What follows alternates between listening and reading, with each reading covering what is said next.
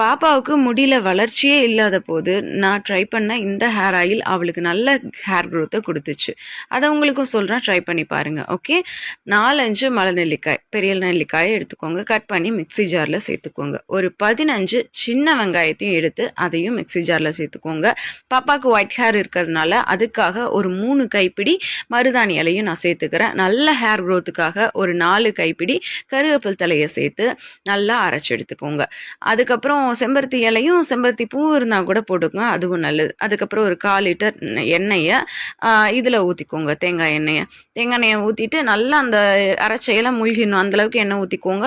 அப்புறம் 500 ml தேங்காய் எண்ணெய்க்கு 100 ml நல்லெண்ணெய், 50 ml விளக்கெண்ணையும் சேர்த்துக்கோங்க. எண்ணெய் நல்லா கொதிச்சு இந்த கலரில் வந்துடணும். ஒரு 45 மினிட்ஸ் சிம்லேயே வச்சு கொதிக்க விடுங்க. அதுக்கப்புறமேட்டு இலையெல்லாம் தனியாக பிரித்து எடுத்துட்டு ஆற வச்சு தேங்க, நல்ல ஹேர் க்ரோத் கிடைக்கும்.